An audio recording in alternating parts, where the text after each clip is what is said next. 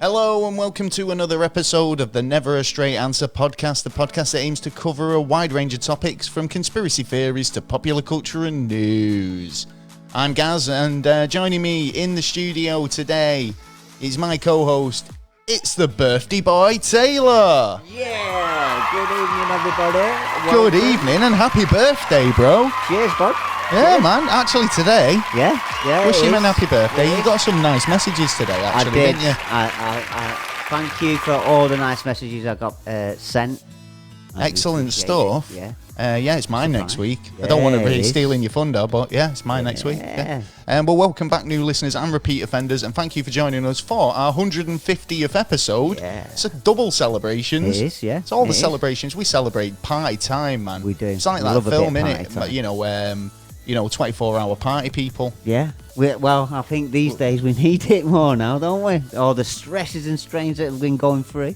Exactly. Well, we've got a bit of a freestyle episode. We've got a lot to talk about tonight. I think we're going to be talking about just a lot of different topics. We've had a lot of listener questions. Yeah. We're going to be going through, as well as a lot of other interesting stuff. Yeah. So, worth sticking around for. I'm sure you'll agree. Yeah. But before that, what have you been up to this week, apart from it being your birthday? What have you been up to for your birthday? Did you get anything? Did you get anything? Do you know what? That's a horrible thing, because it's the first thing that people say. Did you get anything? Yeah, what did you get? It's like, no, well, I mean, what did you... Yeah, I what basically did you do? asked for money, basically. It was money, and I got what I wanted, so, thank you. But, I mean, so how did you spend your day?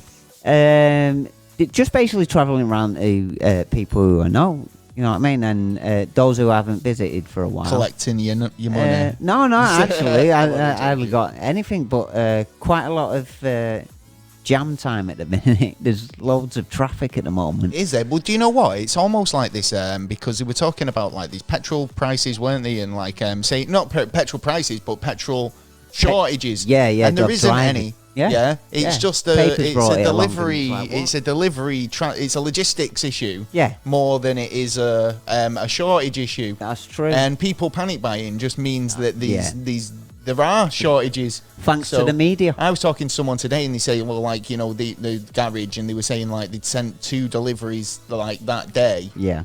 Just to make sure that they had some, and they ran out super quick, and they more than they usually have to stock up. Yeah, it was. I mean, we had one garage round my way that closed because they didn't have enough fuel. But then, so actually closed. Next day, yeah. They not stay open for confectionery and such.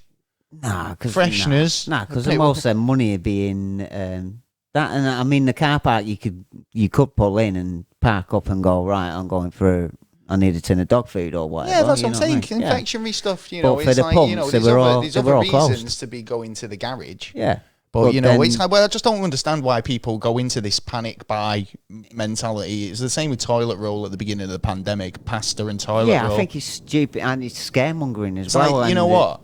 I went legitimately going, right, I'll get a big bag of pasta. Yeah, because it's that sort of stuff, it's sensible to keep in the cupboard. Yeah. And it's still in the fucking cupboard. Yeah. Yeah, it's not a case of that I bought it at the beginning of the pandemic and went, oh, do you know what, I'll use that. It was just the fact that it was like you go into survival mode, and just in case something does happen and I can't get to the supermarket, that I've got this big bag of pasta, as, a backup. Well, we did shopping twice this week, actually. We did it on Tuesday rolling in the Benjamins. Yeah. Well, no, we were... shopping twice? Putting supplies together just in case, because, like... Why? What do you think's going to happen? Well, they're already turning around, and the supermarkets are already turning around and saying, we have 9 days from this day now. We have 9 days till we start having problems with Christmas goods.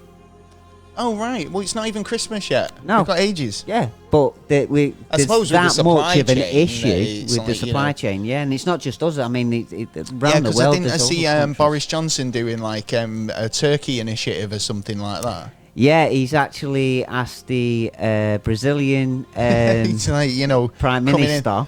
Like the man from Del Monte, what's it? Not man from Del Monte. He does fruit. Bernard Matthews. Yeah, he's getting more like him, isn't he? Yeah. Or one of those at least, where he's like, something like out of a Charles Dickens novel, isn't it? Where he's like, give all the poor a turkey for Christmas. Yeah, well, make sure they've all got a turkey. He wants an emergency deal with Brazil to. They'll riot if they don't get one. Out. Well, yeah, it's all about the turkeys, isn't it? It is. If they with the people of the UK, we demand certain things at Christmas. Yeah, turkey is definitely high up on that list in a lot of family, in a lot of households. But I think over the years it's been slowing down. Yeah, totally. But I mean, it's traditional, isn't it? So most people will go for the turkey. Yeah. And it's like, if you're one of those households that have a turkey and you can't have your turkey, is it going to impact your Christmas? Well, there's plenty of other meats, but then again, that's not the point. It shouldn't spoil your Christmas. It shouldn't spoil your Christmas. No, it shouldn't spoil Christmas. But what I'm saying is, it's like there's certain things that you demand. A bottle of Baileys, Christmas. Turkey. Some of those weird pretzel style crackers that like come in loads of different shapes, but essentially the same thing. Yeah. Which nobody eats. It's horrible salty things. Do you know what I mean? Yeah. Like Twiglets, but wrong. Yeah. No. Yeah, there's a lot of stuff like that comes around about Christmas. Like Sprouts. Oh. I mean, how would you? I mean, listeners, let us know. Would you be affected if you could not get your turkey this Christmas? I mean, it is a bit of a low, But then again, there's more vegetarians nowadays. You know what I mean? And more vegans. So that's fine for them. Yeah. That doesn't affect them. But there are people who would like to have that. And I mean, if they have to have an alternative, then I wouldn't have thought it would affect the chain that much, because over the last 3 years, so much that Boris is coming in, going pleading with other countries to make sure we've got a stockpile. Well, yeah, but how long then can you hold them? You know what I mean? Well, as long as they're gobbling, then indefinitely, I suppose. Well, yeah, there is that. As long as they're clucking, so they're all right. Keep on clucking. Keep on cooking. Gobble. So, that's pretty interesting, actually. Yeah. I don't know where we go from there, to be honest. It's one of those, isn't it? I mean, it's like I say, there's a load of stuff that you demand at that sort of season, and it's like, like I say, ball of Baileys, some nice cakes and puddings and stuff. It's almost like that's your treat for a hard year. And I think 2021's trying to compete with last year, with the amount of crap that's going on in the world. I've already seen the decorations coming up now. No, I'm just talking about that's a natural disaster in its own right sometimes. I mean, obviously when you go super overboard with the decorations at Christmas. Enjoy it, but No, I think, do you know what, right? Because there's the American, for all our American listeners and stuff, I love the effort they go to for the holidays. Yeah, like the Halloween is a big one over in the States. Christmas, they may be a consideration. They might be banning it over here. Banning what? Christmas? No, Halloween. Why? Because kids are knocking on houses. Yeah, that's exactly why. Yeah, that people will be knocking on each other's houses and seeing each other. Yeah. Which I'm thinking. This was us knocking on houses, do it around Halloween, be like, trick or treat, gives cash. I mean, there is a good reason, I suppose, in one way, but I think it's gone a bit too far on some aspects. Yeah, maybe that was something that was like, it's a cool tradition for the kids. It almost kind of like introduces them to that macabre sort of world of ghouls and ghosts and stuff. It's quite cool. Yeah. And give them a little fright. I'm right down the street. Yeah. When it's you can't get rid of it. Sorry, putting my foot down. Well, I thought it was bringing it too much over here, but banning it, I think, is going totally the opposite way. I refuse that. I think it's not happening. Yeah, I think it's a bit stupid. Guess what? What? Well, we've been nominated. We have for a podcast award. Yes. I'm just looking at my watch now because voting closes in about 3 days' time from Sunday when this is released. Oh, right. So the 30th of September. Yeah, so if you're listening before the 30th of September, it's your last opportunity to go over to the link that's in the description and vote for us. We've been nominated for the best UFO podcast. Yes. Hey, yes. But we do talk about other things as well. We do. Yeah. We do. Not to pigeonhole us, but No. I'm quite glad of the nomination. Yeah. It's pretty awesome.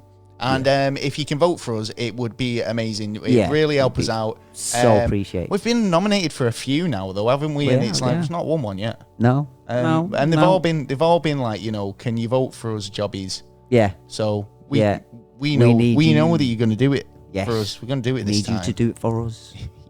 Please. Fingers crossed. Well, might be the top. Do you know what? I've got another announcement here, actually. Oh. Which is quite nice. Surprising announcements again.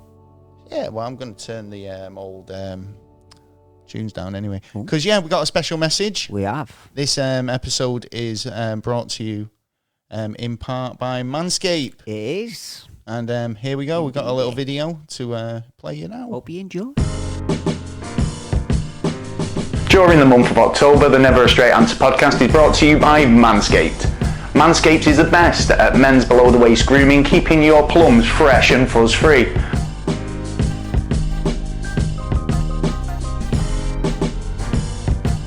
Manscaped offer precision-engineered tools for your family jewels. Manscaped have just launched their 4th generation trimmer, the Lawnmower 4.0, right the way across Europe, and you can join the revolution. Join 2 million men worldwide who trust Manscaped with this exclusive offer. We're giving you 20% off plus free worldwide shipping if you choose to go to manscaped.com and enter the code NASAPOD. Trust me, your balls will thank you.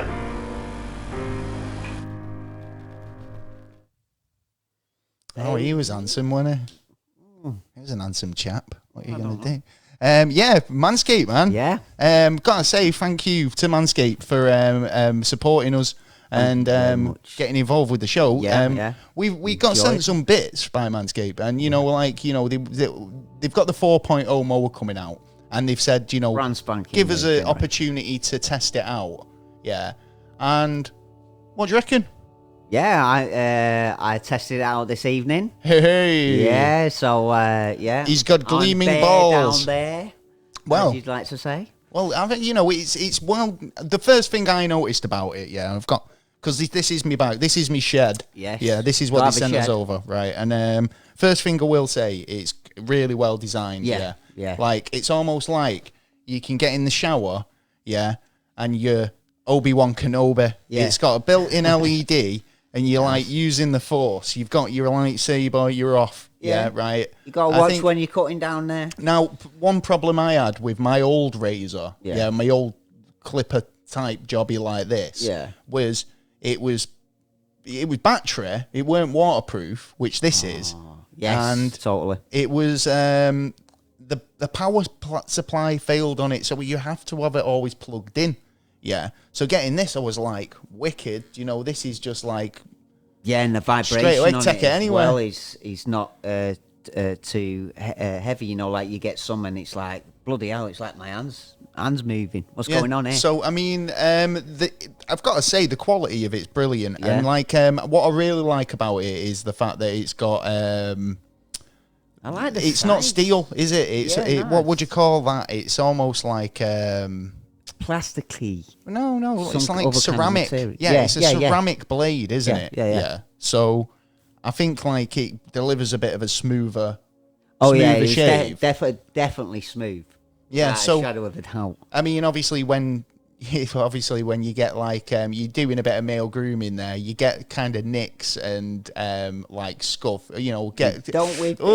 It makes your eyes water. Yeah, do you know what I mean? I actually I was saying to you that I may try and deliberately scratch my.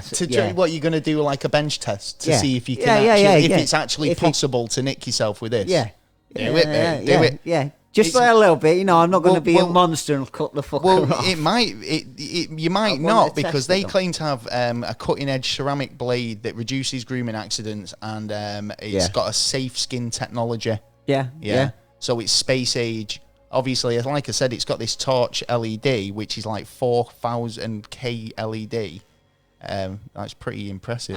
Which I kind of like the fact that it's got that LED. Yeah, because you sometimes you're in an awkward spot to to see and there's not enough light. You know what I mean? Got to get me up. gooch. Got to clean me gooch out, and I need a bit of light. That sounds like you've got to clean me gooch out. Yeah, well. Awesome. Well, this is it. This is the tool that you all need. So get over to manscaped.com and enter the code NASAPOD for 20% off. I'm sure you'll agree. It all comes. I don't want to go to. We'll go into it too much today, but like we get a lot of other products like the Crop Reviver Ball Toner. I used that, and that was all right when I sprayed it on, and then I got a little warm feeling inside.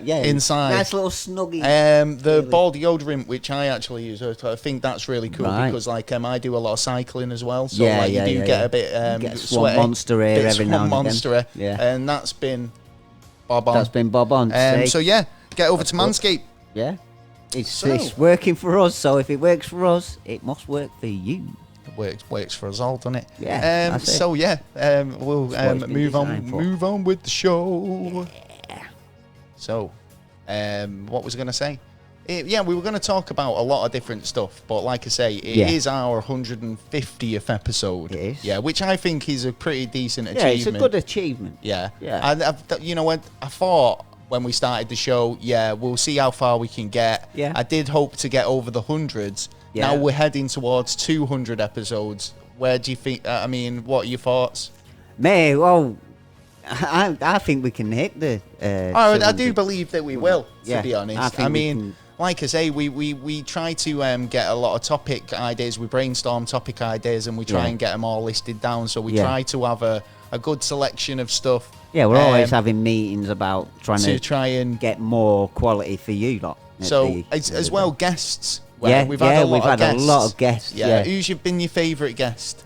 Because whoever it is going to be all like, "Hey, cheers, Taylor." I don't know, because they were all at their. I think they were all brilliant in their own rights. To be honest, I don't think for I all could the different pick reasons. One. Yeah, and every single one were great. You know what I mean? We hadn't it come across the way that we wanted it to come across. Well, it was just supernatural, wasn't it? Right. Because it's a free flow conversation. It's not a case of that we're grilling we don't want to be them badgering someone or questioning them like how you would see on normal broadcasts. I think on television shows. Didn't you were a guest on somebody else's podcast this year, weren't you? I was. Yes, so tell us about that, because how did you find that experience like compared to how we conduct interviews? It was sort of like that actually. That it was like question after question after question, and it was a case of trying to help him break down to have, I was asking questions. Was it fun? Well. Was it kind of? Yeah, I enjoyed it. Yeah, I enjoyed it. It was a great conversation. We were talking about AI, how the technology is going to come for the future. Actually, it's funny because I was looking at something about AI, and. In fact, wasn't it? It was Nostradamus last week. That's what it was, because one of the predictions was something about AI. It was, indeed. We'll put a link to that episode if you're interested in hearing Taylor talking about AI. We'll try and find a link and get that in the description. Yeah. And it was a good conversation. I don't know. Really, I think some of the big guests that we had, David Wees was really interesting about he about his flat Earth and and how he put it across through that as well. Yeah, we did. Yeah, I think, but the way he put it across is in an interesting way. Yeah, and he's obviously got a lot of people who kind of subscribe to that way. Yeah, and he's even got a site to, like, if you go there and have a look to what they're saying, to like question what they're saying, is on that platform. Yeah. I mean, I've enjoyed a lot of the paranormal guests we've had on as well, to be honest. I do quite like the paranormal guests, and we're hoping to have a lot more. Oh, definitely. But this is the thing, it's like I prefer guests when they've had an experience themselves, when it's a true story and it's, something that's their experience that they can like narrate through and how it made them feel time. It's like it's one thing relaying a story, or I knew a guy who did this once. It's the difference between how you felt and how you kind of were in that moment. I know the little bits of questioning as well. I mean, like you hear the story of someone, and then you might turn around and go, well, did he have a cup in his hand? Did he have that in the corner? And did they he have a wouldn't cup really in his know. hand? Well, no, this is the details. You would know if it's the details. So them little bits that make it more evident as well. There's more evidence to actually this did happen. Yeah, you know what I mean. I wish, but you see, this is when, because obviously one of my favourite topics is time travel, and it makes me wish that there are people who have been, I mean, even the people who claim to have time travelled would be interesting, because it's, at the end of the day, all they can do is claim that they've done it, and whether they have or haven't, it's if you're prepared to tell me that story. Yeah, then and I question you about it, and you give me what I need. I'd be quite happy to sit there and listen to where I could poke holes in it, because it is one of those topics where it's like, well, chances are you actually haven't. Do you know what I mean? But then you've got the thing of there's a lot of theories out there, and they might actually have the answers, and they actually might be outside the box of where the theories are, and a lot of like movies and that go towards certain areas, like the grandfather paradox and stuff like that. But it actually might be something else. The grandfather paradox. If you don't know, the grandfather paradox is actually like proven wrong in a lot of ways. And it depends. Because how you subscribe to which sort of avenue of time travel you believe in. Yeah. But then again, it's I've said this before about Back to the Future, basically.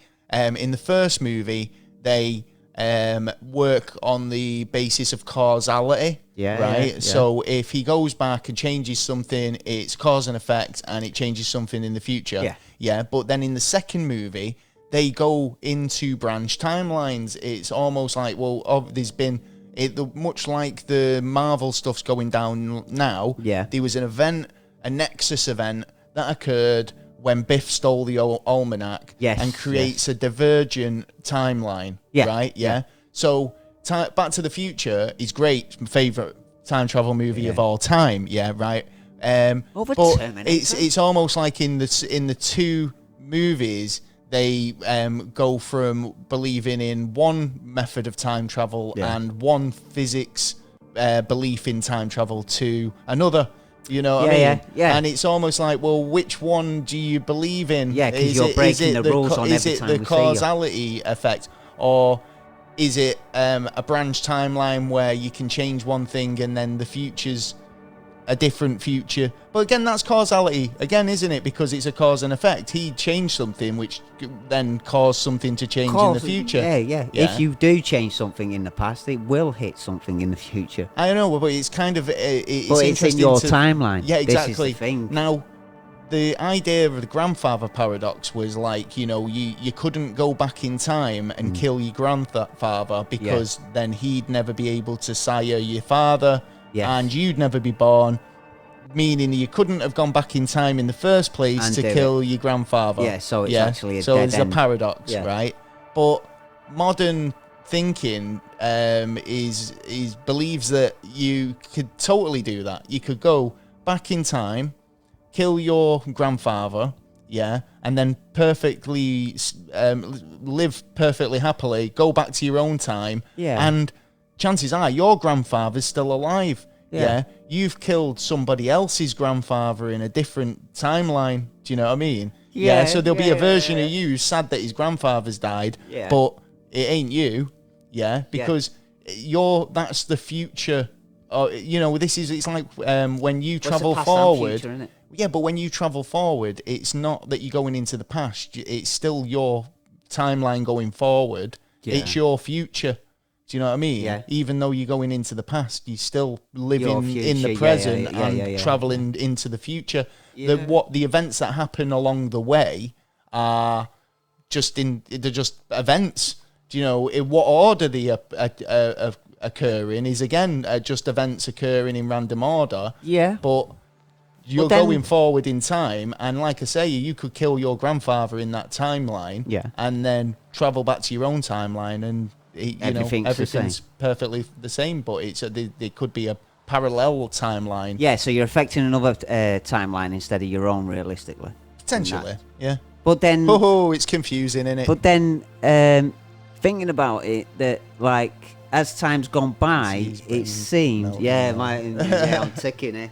as time goes by, it seems to transform and change how time travel How was you works. introduced to time travel? How did you get introduced to it? I mean, was it a movie? Was it a TV show? Was it a book? How did you first come across the concept? Well, I think it was film was it? The one where they sit in that bloody... the Time Machine. That's also, it, the Time like Machine. Jules Yeah, Verne's... Orson Welles, the original. No, Jules Verne's Was The it Jules Time Verne? Machine, yeah. And it is, isn't it? Yeah, Jules Verne. I don't know who made it, but Pretty it was sure. the I'm gonna original Google that just to make sure. black and white film where I believe was the first time I checked into that. And then it was an interesting concept, so why not look a little bit more into it? Because I'm interested. You in are what right. the It's actual H.G. answers Wells. say. Correct, indeed. Well, I am right sometimes. I know. I feel stupid. No, I'm not joking. Go on. So, So H.G. yeah. Wells wrote Time Machine. Yeah. So that is. What was it is- yours? Don't say it can't have been. Right. Back to the Future. It was probably Back to the Future, but I was a massive fan of Quantum Leap. Yeah. Yeah, Now, that was a Quantum good Leap show. is a totally different. Again, Way it's, of doing it's, it, it's yeah. like the idea that he leapt into the body of somebody else and took their presence on. Yeah. Is a bit Freaky Friday. Yeah. Yeah. Like, the idea that they were in a waiting room, like, sat about waiting for Sam to finish up. Yeah. That was quite ridiculous, but Yeah. it was a different way of looking at time travel. It's almost like you're not time traveling, your consciousness is time traveling. It's almost like remote viewing, like totally. I was just going to say taking the on the. I think the invention of the spiritual in that was the fact that he couldn't leap out because he's got jobs to do. He's got to right the things that once went wrong. Or and he's sort of like the angel. Who's to say that the things that he? Because if we go down the cause and effect route, then things he changes, now technically that person was meant to survive and marry the girl or whatever the situation is. But how do you know that a couple of generations down the line there was a kid that was born that wasn't meant to be ever born, and there's a cause and effect issue? Probably Giggy or whatever his name Ziggy. was. Ziggy. That Ziggy would have turned around and told, because that was the. That's suppose it. No, because he could only go as the far as the time machine was actually built, where Sam was in when he invented the time machine. So how did they can't account for stuff that was going to happen further down the timeline than they knew about? Yeah, that even went into science, where they because actually he says at the checked beginning, it. doesn't he? He says he could only travel within his own lifetime. Yeah, because there's another theory that I love you Quantum cannot. Leap, actually. Al was awesome and a great, and he was just a womanizer as well. Like this was when TV was allowed to portray characters that were a bit naughty, smoke a cigar, and you could do a lot more back then. You can talk about his 20 wives. Yeah. But there is another one where theory of which come from science actually, that you could only when you build the machine, you can only go forward. First you build the machine. Yeah, and you can't go back because you need that machine there. Well, I would say it's like, if time's like, it's that a rubber winding... band. Well, no, it's like a winding river, isn't it, they say? Like, and, if you're able to punch your way through, like from one point on the river, and cross that point without going all the way round the river, then makes things a lot easier, doesn't it? It means that you can travel 2 points in time that True, potentially but then there's got to be only certain points of time. You couldn't travel anywhere. You'd have to literally cross at points in the timeline where it was a natural crossing, or where they were two points in time came so close but is it natural? that it was okay that only if you think of it as a winding river.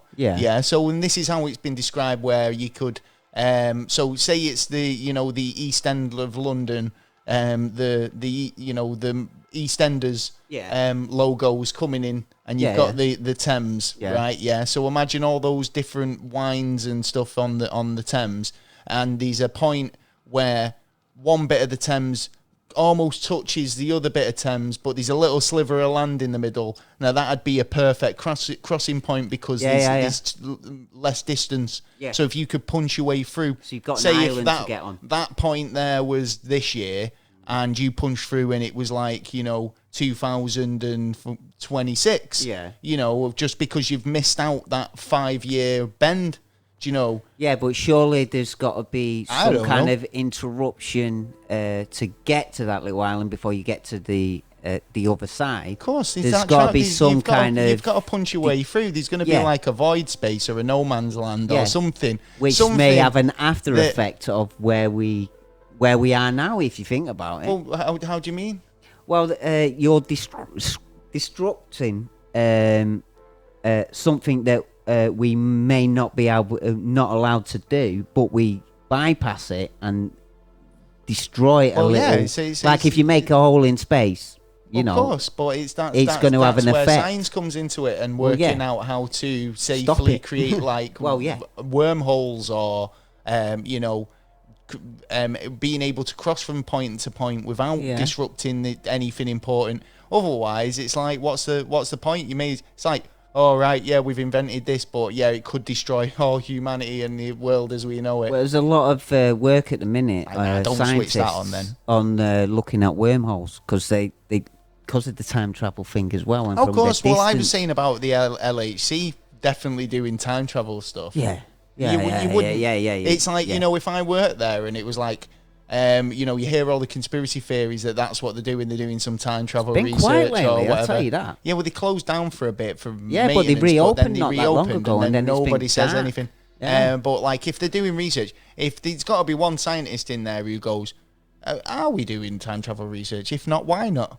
Question. Do you know what I mean? Yeah, realistically, they all got questioned what they've been doing. If not, God damn it, why not? Yeah, and I can see on the other side of. Reasons why you wouldn't say anything. Talking about questions, we did get some listener questions. Did. I'm gonna read you one out. Go on then. This comes from the Geeky Screams. Geeky Screams. Hang on, I'm gonna say this correctly. The Geeky Screamstress. Yeah. Okay. And she writes, if you could choose only one movie to permanently delete, put it on permanent destruction, you're never allowed to see it again, and she's give us 3 choices here.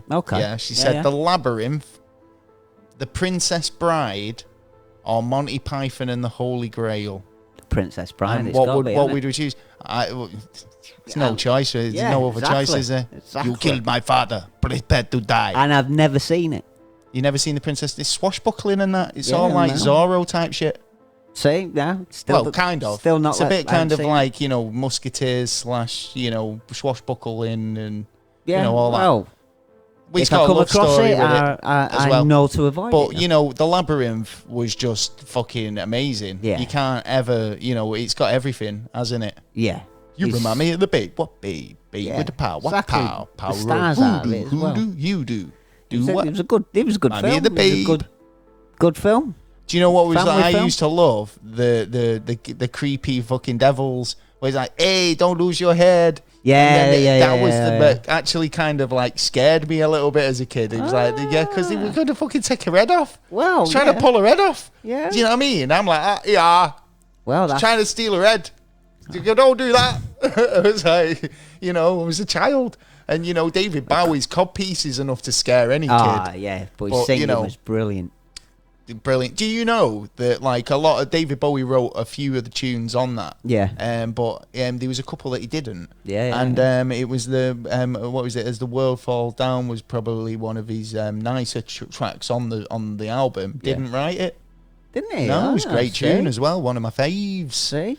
So Labyrinth stays, Monty Python and the Holy Grail. Monty Python. Yeah, you can't get. Do you know what? Well, this classic, is in fact it's like the French government said apparently that we here in England are running our government like a Monty Python movie.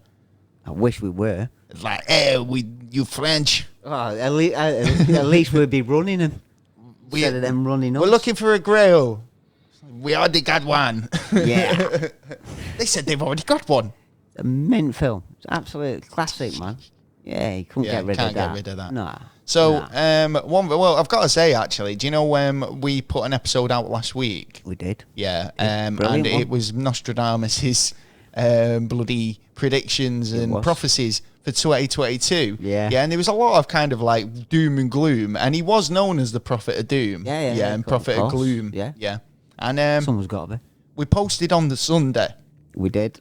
And then what was happening? I'm watching. It's actually live because it's the Canary Islands premier TV channel now, isn't it? Where it's Volcano Live. Yeah. The ratings are going through the roof. Yeah. Obviously, tragedy in a lot of ways. A lot of people lost homes, but no fatalities. Luckily, with it being none? Not one, and that's thanks to the quick response of the emergency services. Yeah, who actually running out of there now. The fire brigades. It's getting too bad though, because I mean, it was it's been going since Sunday. If you've not been watching it, it's the live feed on YouTube at the moment. Try and have a look. The thing is, it's like the images that you're seeing on there are filmed from over 4 miles away.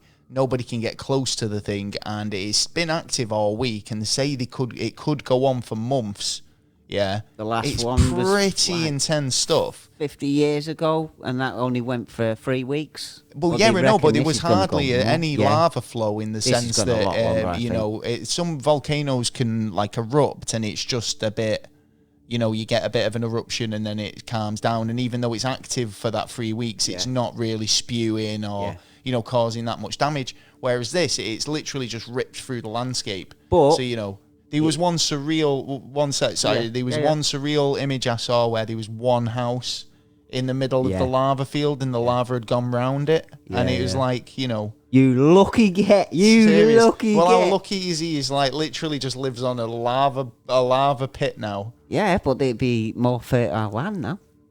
Maybe. Throw some grass seeds, whatever in there.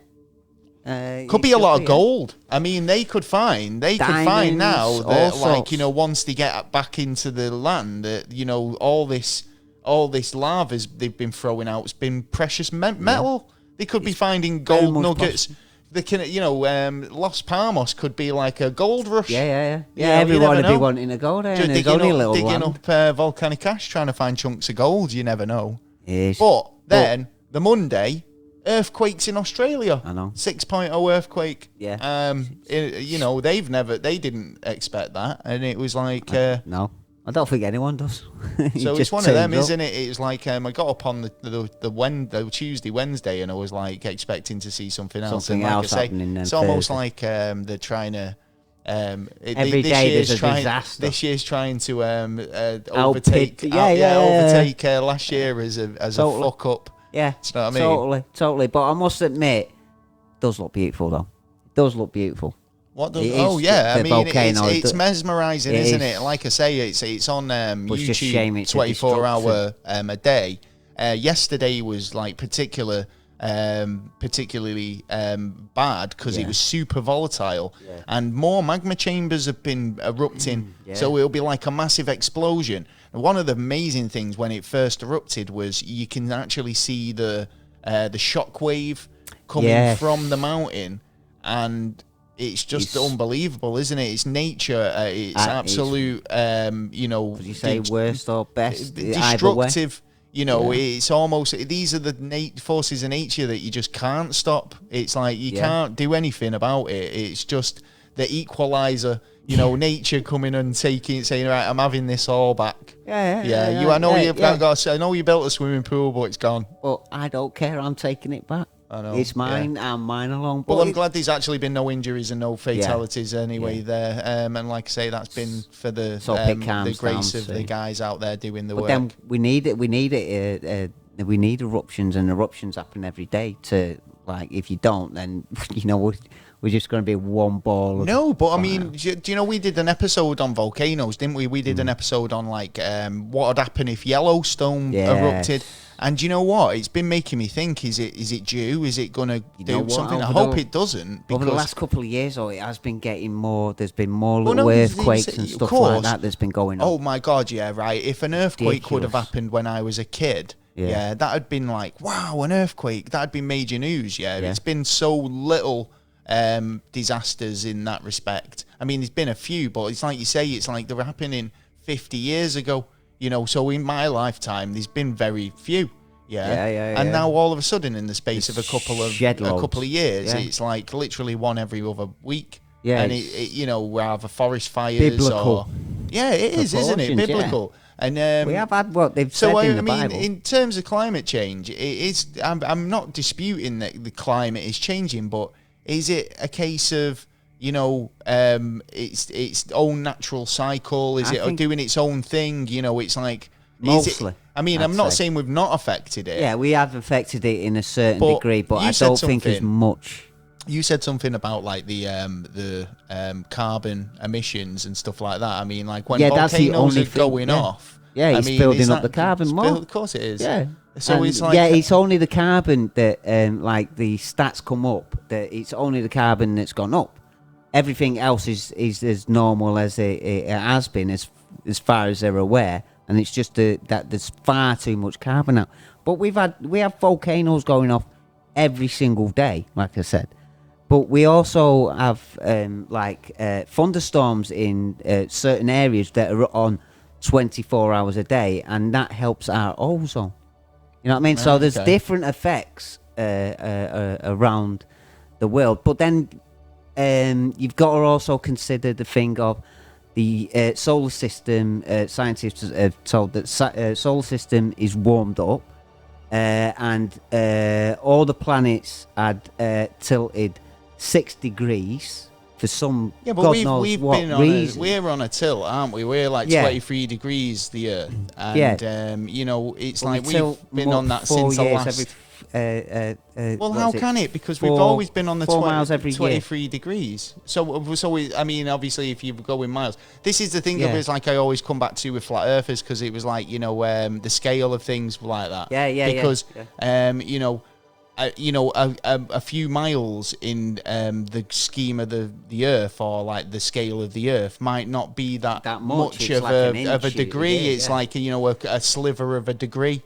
When it comes to the axis. But it's like I seen a meme or something the other day, and they were talking about the volcanic plume that's coming up off the volcano, and how, because it's going up so high into the atmosphere, that why isn't it not getting caught on the wind of the spin of the Earth? Yeah.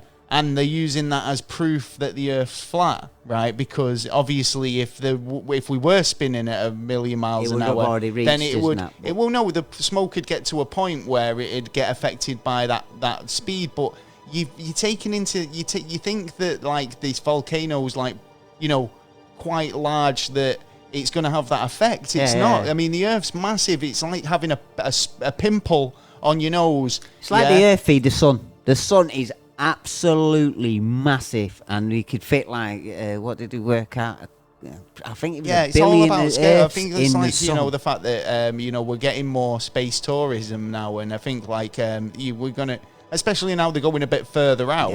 You know, there's going to be definitive. I don't know why people think that it isn't, you know, spherical and planet-like. Anyway, potato shape. Yeah. Anyway, I got another question. Oh, right, question, yeah. Geek Exploration podcast, who are our featured podcast this week. They are. Basically, they've sent us a question, says, which cryptid urban legend would you most like to be stuck in a lift with? Cryptid. Urban legend, a unicorn, but I don't mean like a unicorn. I mean like a unicorn. Just a unicorn. Urban legends, aren't they? Yeah. No, maybe not a unicorn, but unicorn. I don't know, to be honest. A mermaid. Yeah, but she'd have to have a tank. Sea, won't you? Well, no, because mermaids know when mermaids come out of the water, they get legs, don't they? Well, some say they. So, you know, you could take her to the casino. You could take her, like, you know, for a slap-up meal, to the pictures. That is true. As long as you get, as long as you get. I was going to say, as long as you keep her damp. But, you know what I mean? Yeah. I don't know. Probably something like King Kong. What, you'd like to chill? How would you get chill a with King Kong in a lift? Yeah.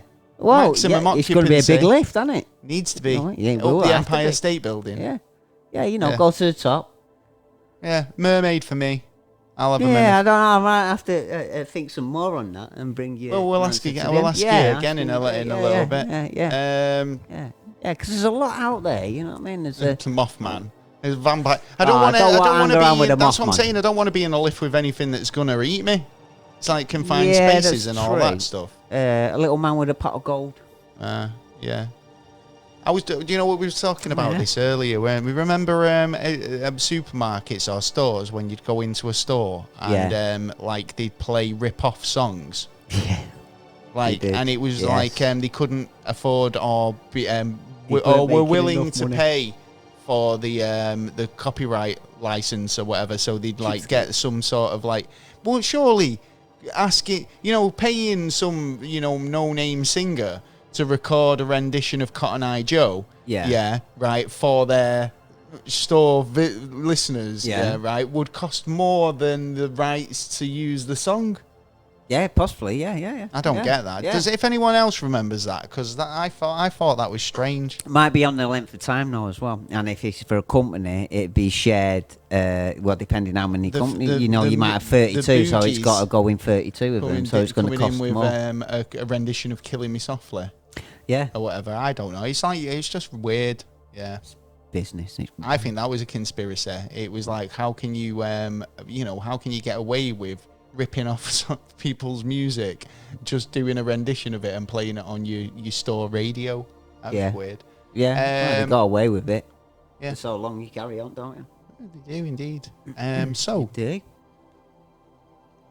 you know what? I've got a couple more questions here Have from you? our listeners. I do, yeah. It's good, isn't We it? love this. I've got some. I was going to go questions. to read some reviews as well, actually, later. But I've got one more question. So, what is our take on the conspiracy theory that Avril Lavigne died and was replaced, by a doppelganger? This is very similar to the Paul McCartney conspiracy theory that we covered. We did. This is from Once Upon a Nightmare podcast. Avril Lavigne. I was never massively into Avril Lavigne, to be honest, so I wouldn't have noticed if she had have been swapped out. No. Yeah, there was a similar conspiracy theory with Eminem as well, because apparently when he went into rehab, he came back. He wasn't as good a rapper in the Relapse. Was it Relapse Recovery album, wasn't it? Yeah. He was having issues, though. Of course he was. It's like, he wasn't on his shit, game, but then he came back with some good stuff. Yeah, exactly. But Avril Lavigne, I mean, it's like, well, what was the conspiracy theory that, like, well, let's have a look. Is she, Google that shit. I don't know if she died. I know she disappeared for a while, because she had a few songs out, but then after a while, it was like, she disappeared. I hadn't heard for quite a while. So, yeah, actually, it'd be interesting to find out actually what actually happened to her. I don't know if she's still, doing songs and like the songs aren't reaching the charts. It is something. Yeah. So why fans think Avril Lavigne died and was replaced by a clone named Melissa? Oh. So the rumours that Canadian singer had been replaced by a lookalike resurfaced on Twitter last week, as she did not look like the star, and it raised suspicion. I've had surgery. Oh, she's just grown up a bit. Yeah. You know what I mean? Plumped out a little bit, The theory claims that Lavigne struggled with fame and became a bit of a weirdo. Ended up getting a body double named Melissa at some point. Yeah, well, this is what I was saying about, this is how the Paul McCartney one went, isn't it? Yeah. And I think if that was true, and you're a record exec or a record company, and you think, well, we did it with Paul McCartney, I mean, no one's going to notice if it's Avril Lavigne. Yeah. It's one of those, isn't it? It's like if it's a cash cow, and they go, to say money Avril Lavigne's talks. cow, but like if it's working, it's like if One Direction suddenly want to drop a member, they don't go, oh, well, that's the band over. They replace the member. Do you know what I mean? And it's like, it's just unfortunate when it's the front man or woman in this case. What do you do? It's like, do you give up on that signing and say, right, well, when the rest of the band want to go on, or do you? We do what Take That did. Because when Robbie left, they went, well, we'll carry on. We don't need anyone else, you know what I mean? Good luck, do your thing. And didn't he split up after he did a couple of more albums, something like that, and he split up again, but then they've come back. They were always splitting up, but again, I think they use that now as a marketing tool. The fact that, they keep rejoining each other for a one-time only. Yeah. And, and then it creates... ticket sales, done it? Exactly. So, especially for golden oldies and stuff like that. Oh, what? Golden oldies. This is mad. They're considered golden oldies. I know. Slap Me Bitch Up. It's a golden oldie. I know. When Smack My Bitch Up's appearing on the classics on VH1. Yeah, Zimmer frame in the old people's zone going, slap my bitch. I used to think about that though when I was younger. I would be like, because of the trends and the styles that people had. Yeah. And it's like, well, I like what I like wearing, I like what I feel comfortable in. Yeah. Old people generally, when I was growing up, wore what they were comfortable in. Yeah. But that wasn't, that's what we associated with old people. And now it's like old people could be wearing fucking, Armani tracksuits or anything. Do you know what I mean? I don't know. Yeah, well, yeah. It's I suppose, a sign of the changes. Well, it's just that people who, get older who were young. That's how it works. Yeah, and still young at heart. Exactly. Yeah. Oh yeah, I went on a bike ride today, and there was a guy in his back garden, and he was blasting out as we were cycling past. He was blasting out all of his 80s classics. But he was like a proper middle-aged guy, and he was rocking out to some 80s tune. I was like, go for it, son. It's Saturday afternoon. You do you. Yeah, exactly. You know what I mean? Enjoy yourself, have a nice little dance and a nice little drink. Indeed. Yeah, with a lot of decent music. As long as it's not a rip-off song by a rip-off artist that you got from you might like it though. TJ Hughes. Yeah, but you might like it. You know what I mean? Maybe. Yeah, it might be a good cover. Who's that Could guy be a good cover. who does? You showed me who's on Weird Al. Yeah, that's it. Weird Al. Weird Al does parodies. That's different. Weird Al parodies songs where, where he'll do "Beat It" as "Eat It" or whatever. A cover is just a cover of the song as is. And it's like there's a couple of tunes. What was that tune like? There's been some good covers where there's a cover's been better than the original. Yeah. Exactly. It's very rare. A lot of the time, but sometimes it's good covers. Well, that's it. Where you only know if. What's your favourite cover? Let us know in the comments. Yeah. Indeed. Yeah. So moving on with the show, we do have. We're just gonna give you some bits of information here because we do have featured podcast this week, as I mentioned earlier. It's the Geek Exploration podcast. It is indeed. And we've got a promo here for you. Yeah. Join us every other Tuesday for a fresh installment of Geek Exploration, the podcast. You can find us at geekexplorationpodcast.com or any reputable podcatcher, and likely a few unreputable ones. I think that was halfway through. We'll give that another Welcome to Geek Exploration, the podcast. I'm John Williams. And I'm Ben Robinson. Do you like time travel? Movies. Video games? Comics. Sci-fi? Cartoons. Or how about action figures? Well, so do we. Every episode, we pick a topic from the geekosphere and have a little chat about it. So if you've been waiting for a groundbreaking podcast that does all of this and more, you might have what it takes to be a Geek Explorer. Come join us every other Tuesday for a fresh installment of Geek Exploration, the podcast. You can find us at geekexplorationpodcast.com or any reputable podcatcher, and likely a few unreputable ones. There you go. That was a bit better, that wasn't it? Sounds good to me, that. Yeah. You see, time travel, all the good stuff. All the good stuff. Bit of a geek. And you can catch the guys over at the Geek Exploration podcast. Do a good job. Yeah. Sounds great to me. I'll be listening to that later on. I feel a bit gassy today. I've got a bit of gas. Heartburn, indigestion. I need a Rennie's. You do? And some description. It's because I've been just eating like crap. Yeah. Not eating good. Yeah, I did that a couple of weeks ago and I felt like shit the day after. Proper. We'll try and get an early night. It's nearly 1 a.m. Well, I started stopping sugar and chocolate and stuff like that, but then every now and again do a nice little binge, you know. Yeah, it's nice to have a treat every now and again. Do you know what I prefer at the moment? Just fruit. I'm really into watermelon. Like, oh my God, watermelon's amazing. I love it. Good stuff, man. And it's refreshing as anything. One of your 5 a day, or if you eat a lot of it. If you eat a full watermelon, does that constitute as more than one of your 5 a day? I think it is. Good on you. If you're eating a full watermelon, if you can get through a full melon. Wow. Yeah. It's like I worked at this place once, and one of the ladies who worked there made a vodka melon. Yeah. If you've never heard of a vodka melon, what you do is you make a hole in a watermelon, and then you funnel in vodka. Yeah. Over a couple of days. Over a couple of weeks. A couple of bottles. Depends how strong you want it.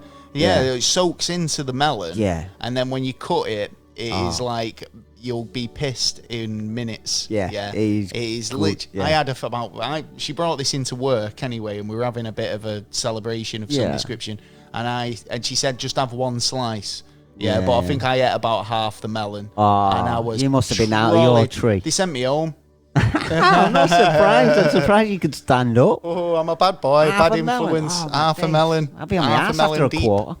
It was like, have you been drinking? No. If you got pulled over by the police, it was like, well, no, I wasn't drinking. I had a melon. Well, they just arrest you for thinking. They think you're pissed just for saying that, wouldn't they? But you must have smelt the alcohol. You know what I mean? The alcohol on it. It just smelled like watermelon. It smelled awesome. Vodka doesn't have a smell. Right, does it? No, it doesn't. Vodka doesn't have a smell. You go and smell vodka. Yeah. I smell vodka, I drink it. 100% vodka doesn't have a smell. The alcohol does. Well, it'd have a smell then, wouldn't it? Yeah. It doesn't. It's odorless. Nah, not. It is 100%. If right, viewers at home, tell me. Well, we've got some news. Yes, we've got to tick on with the show. In fact, what we'll do first is we got some reviews that we will go through because we've got some nice reviews. And thank you for everybody who sent us a review. Yes, thank you. We don't get them very often, so it is nice when we get an iTunes review. Drop us one if you fancy it. Yeah. But we got this one from. I'm gonna need my glasses. Do you know what? Go on, get him on, son. Oh, I can't see. Shizzle. If you need him, you wear him. Miss X Sandy 12. Who says she's obsessed. Really funny. Thank you. Thank you. Thanks, Andy. Thank you. Yeah. The truth is out there. It is is another one. We got a 5-star. Popped on for a bit of background noise. 42 minutes in, I'm behind the sofa wearing a tinfoil hat. Whilst giggling to myself. Hey. I love aliens and listening to Alien Encounter episodes. Within 5 minutes, I knew that I'd be a fan. And just friends having a conversation that draws me in. Great episode. Thank you so much. That's really wonderful to hear. I love it because that's what we go for. Yeah. We don't take ourselves too seriously. Yeah. You know, when we just want to answer questions and get want the same answers as you. Exactly. There's loads of people out there who want answers to questions, and we just don't get it. So keep asking the questions. Thank you so much. This one is from this one's Alzorm. Hang on. Won't get it right. Zulamore. Alzulamore. Alzulamore. Yeah, interesting Welcome. name. Said, this is a great podcast. Absolutely love the variety of topics. Thanks. We do aim to please on the variety. Yes, we try. I love how it sounds very natural. The hosts are awesome chemistry. And definitely be back for a binge listen. Hey, man. Oh, man, we've got a wicked catalogue. We have actually. Well, we've got this 150 episodes. Yeah. But we've done so much more. I think when you go on iTunes or Spotify, it says we've done like 220 something. Wow. So, you know what I mean? There's a lot of content there for your ears. There is. Interesting content and a lot of conversation, this one. But only gave us 4 stars.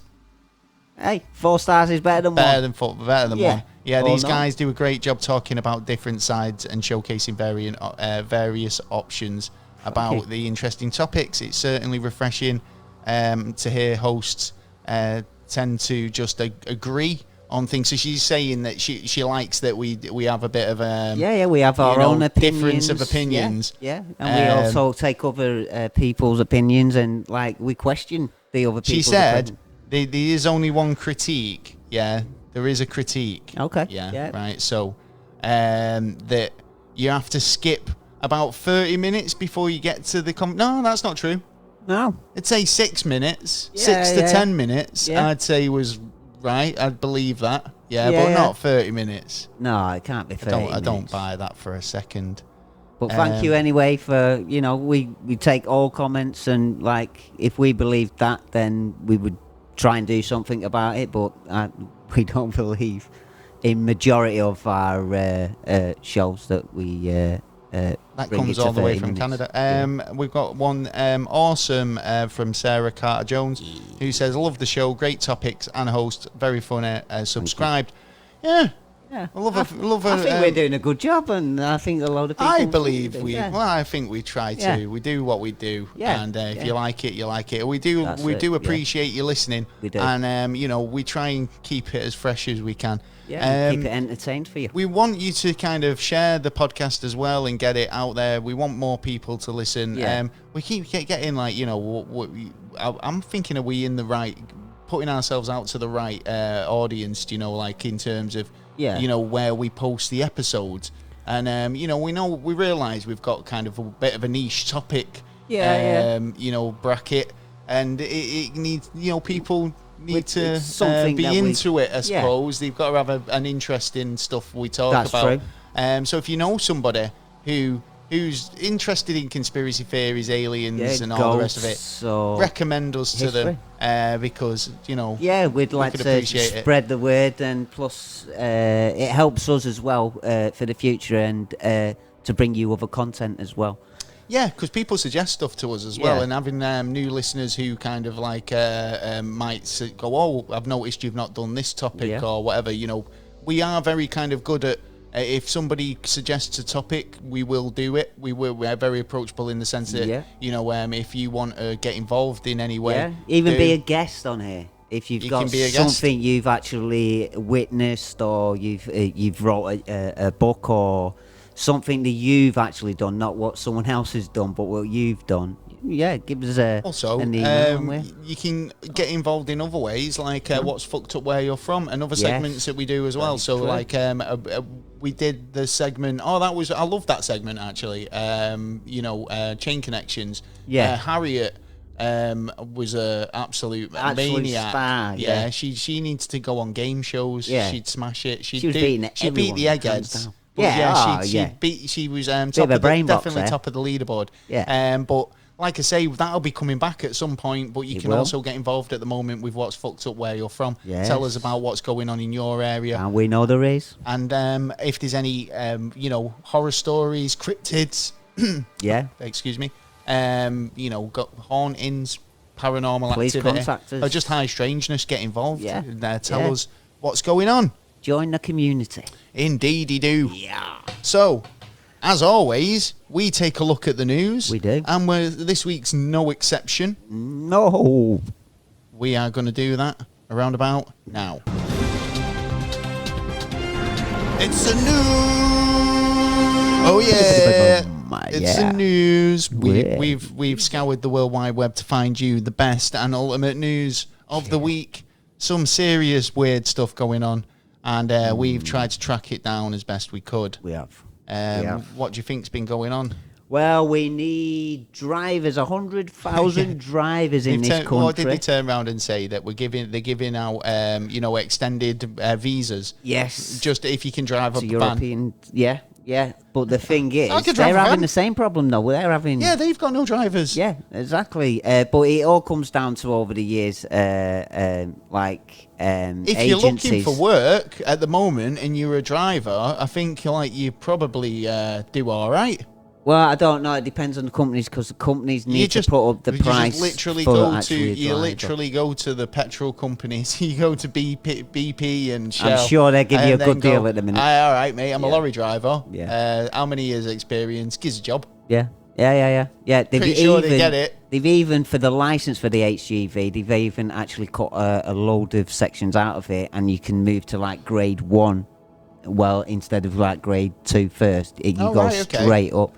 But there isn't enough. The fast tracking people. Yeah. But there isn't enough trainers for it. And plus, one of the trainers has come on news and reported that it's going to make it worse, because it's going to make it easier, but then it's going to make the test longer, and also you're going to have more failures. Right, okay. So it's like, right, and they don't believe that the government are knowing what they're doing at the minute. So it's a case of the government's basically trying stuff because they've been caught with their pants down. Well, what they should do is be sending Bond in. Yes. Commander Bond. Commander Bond. Daniel Craig has been given an honorary rank in the US Navy as 007. He's truly privileged to be honoured and given the rank of Commander. The Commander. Do you not get honorary stuff? US Navy or Royal Navy? Royal Navy. Royal Navy. Yeah, Royal Navy. I mean, the thing is, right? I mean, how much crap about weird, like, stuff do we need to talk about to get an honorary degree in it? Yeah. Or an honorary something or other. Yeah. What about the Bonds before him? I know what happened. Yeah. Why is this Sean Bond? Connery, So bang. did he get a commander? I'd give it to. It'd be Commander Connery all the way. Yeah. I gotta agree there. Serious. If I was gonna give a commander to a Bond, it'd be Connery. He's only been in the job for 5 minutes. You know what I mean? He's well, there was a lot of kind of thing about whether Daniel Craig was going to be a good Bond as well, wasn't he? Because I mean, like he's not your stereotypical Bond. No. I'm not a fan of Bond, to be honest. I mean, what James Bond? I used to think the ones when I was a kid and they'd come on a bank holiday Monday were pretty boring. Yeah, right. Okay. And then when they revamped it, I thought I'll give it another go because it's going to be a bit more action. Yeah, it's going to be more like modernized. And the Pierce Brosnan ones again were a bit too. Yeah, I think it's like when they're a pretty boy, it's like, you know, I don't buy it. It's like, you know, Bond, and then what like. Do you think Craig's rugged, but he's still he does nastiness. but then again, it's like the idea that Bond's a title.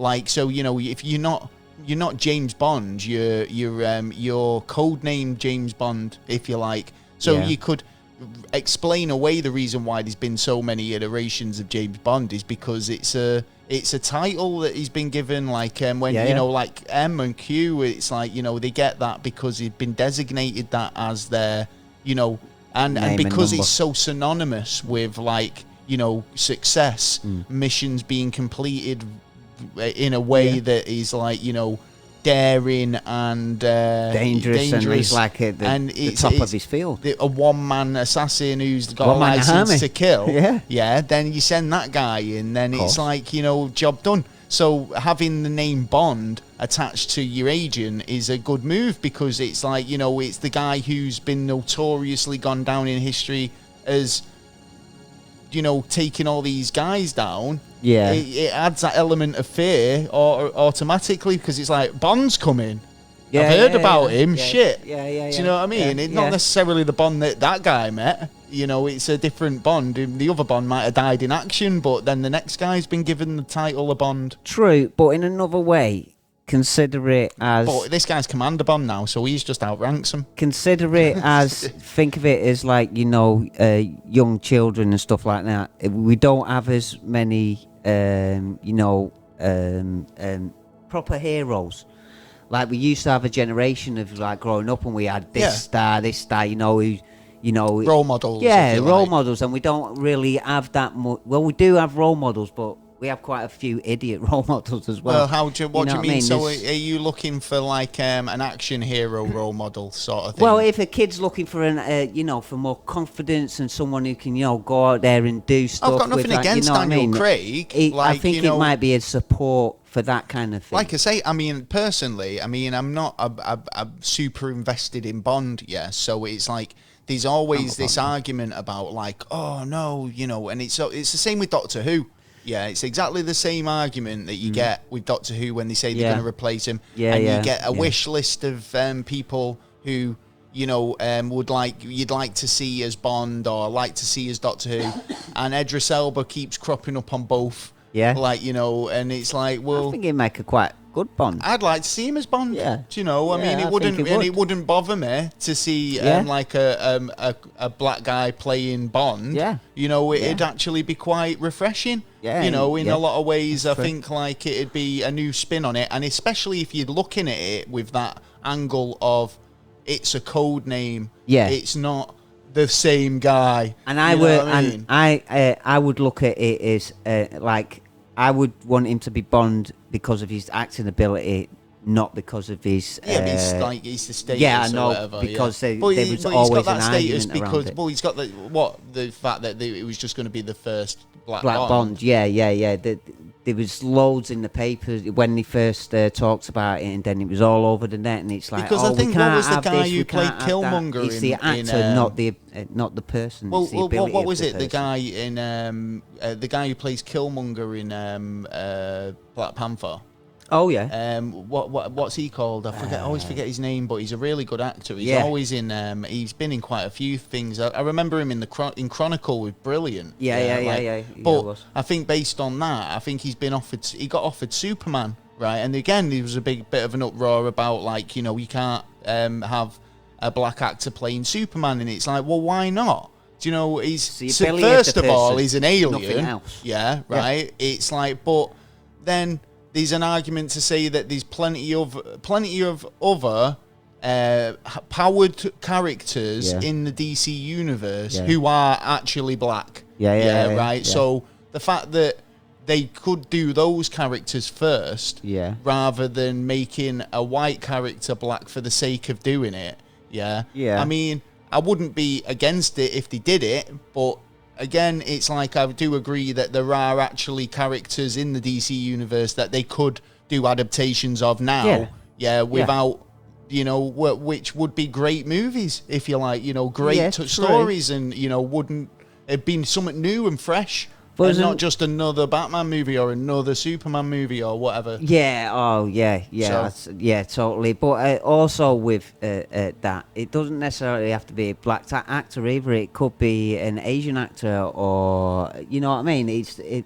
I know a lot of the arguments has always been why can't Chinese? Why can't any actor, if they're good enough and they can portray a role in a way that's convincing to me, that character is the character, is the guy's playing the character well enough that I believe it. Yeah, right. If he's doing the job and I believe it, he's a good actor. Yeah, that's it. Well, that's it. The actor's there to put if he didn't sell it, then but then that comes down to the case. It's like the Ghostbusters movies where it was like, well, it's not that it's a shitty movie, it's the fact that women are in it, and it's like, it's a shitty movie. It's effectively, regardless of whether you would have just put an all-male cast. If you put an all-male cast in that with that script and everything else about it, would have failed the same way. Would have still been a shitty movie. Yeah, so it's not necessarily on the content. It could be the script. Moving on. I got this story. Do you know what? What would you think was worse? Yeah, like a grizzly bear or a goat? Got a bit of grizzly, innit? It's grizzly bear, innit? Yeah, you'd think that. You out. I'm the Tyson, eh? It's the king of the jungle in a lot of ways. Well, forest. Well, the king of the summit. Yeah. Yeah, I wouldn't go near it. Yeah. Well, most people wouldn't think that the grizzly would win in a fight against a goat. It's the age-old question. Oh yeah, I've often asked it. Yeah. Well, if you're in Canada, the answer might surprise you because Parks Canada officials have confirmed that a female grizzly bear that was found dead earlier on in September was likely killed by a dagger-like horn of a mountain goat. A mountain goat. It jutted him. It went and then he went. Well, on your knees, right? One straight in the heart. Bang. That's it. Back out. Vicious. I'm walking over there. You run after me. You're.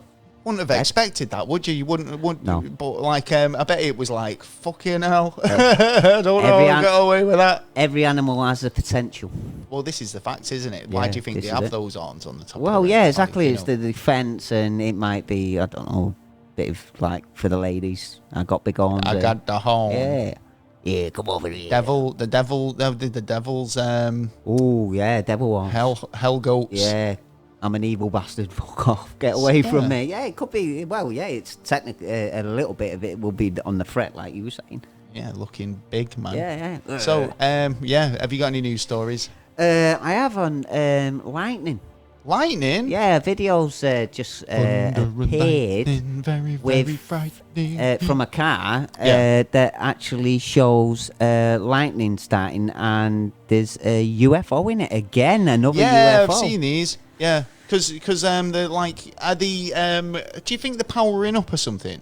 draining power from the lightning because, like, you know, because they've been seen getting water as well, so they're after certain elements of what's on Earth's atmosphere. I do believe, though, if we were on our 5-year mission and we suddenly were like come across a planet that had water on it, and we were like, you know what, this is an opportunity to replenish our water supply. We don't know when we're going to come across another planet like this. Yeah, of course they're going to do it. So it stands to reason that if there was another carbon-based life form doing what we're doing, then they'd want to do the same thing. So I mean, we've seen UFOs hovering around the sun.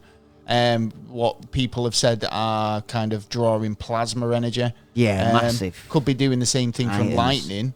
Could be a cause of the lightning. Or it could be a time thing because of the way the lightning, especially like the way the lightning come on. Like Back to the Future when it's like it creates the flash and then, like, you know.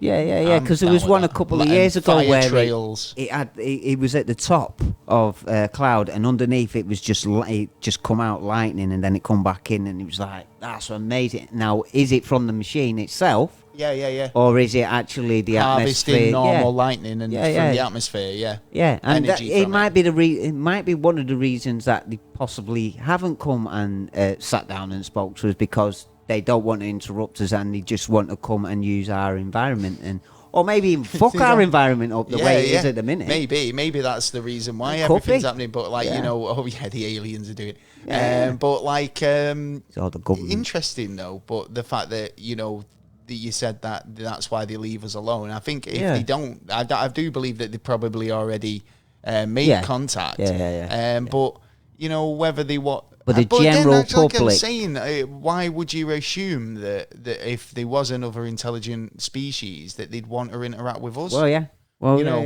These other animals on the planet. We could be, and I'm sure, well, think about it this way, right? If we're an intelligent species that have landed on their planet, it's like we'd try and sort out the most intelligent who we could communicate with.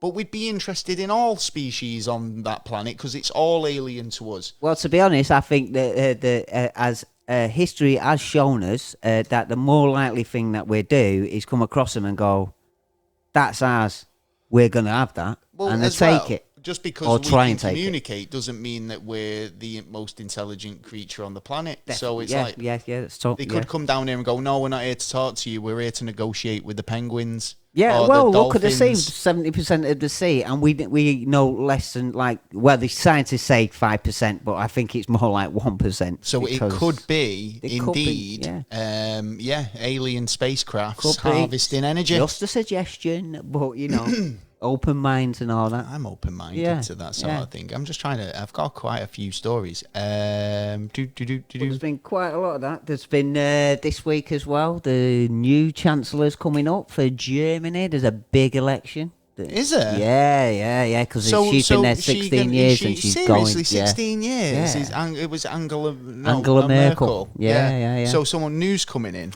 Yeah, someone new's coming in, and they're like they're the richest in Europe, and they've got more clout around there. They are now. Yeah. Well, yeah. Well, their economic thingies around Europe, so they need to, have that strength there. But so it looks like we're gonna have. They're gonna have a new leader, and hopefully they're gonna be a bit more.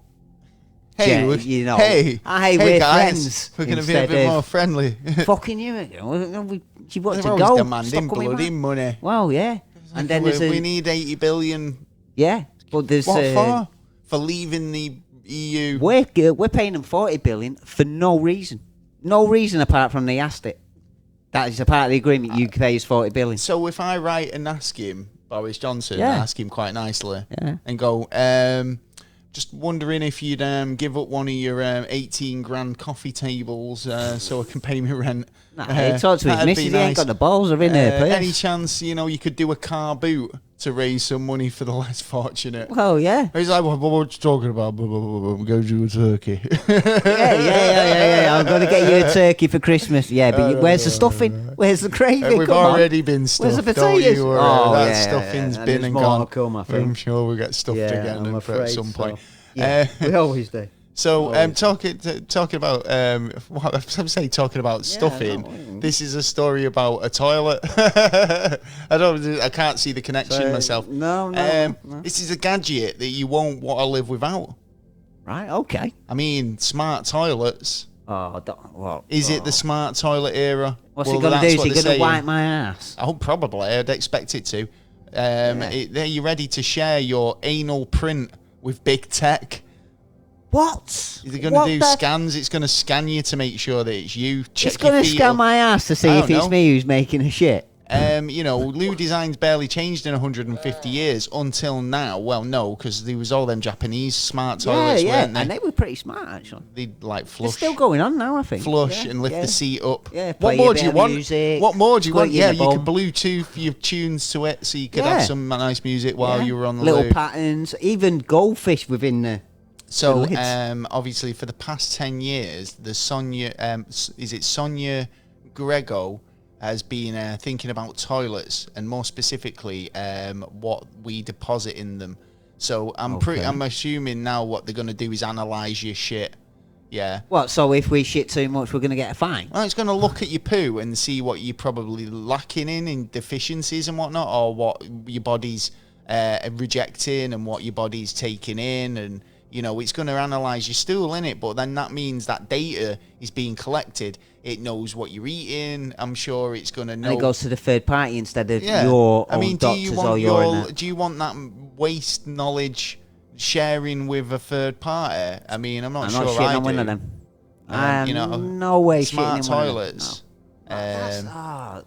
I mean... I want like I say, the maximum I want a smart toilet to do is flush if I forget, and play a bit of music, while I'm on maybe there. A few even if it swung an iPad round, so in case I forgot my phone, so I can still press apps and not actually do anything. Yeah, and most important, watch YouTube. It wipes for me. I don't have to do no wiping. What, like a jet? Yeah. Well, they actually you do. still The got, Japanese you ones. still need no, to I want like... a nice little furry hand coming out and going, there you go.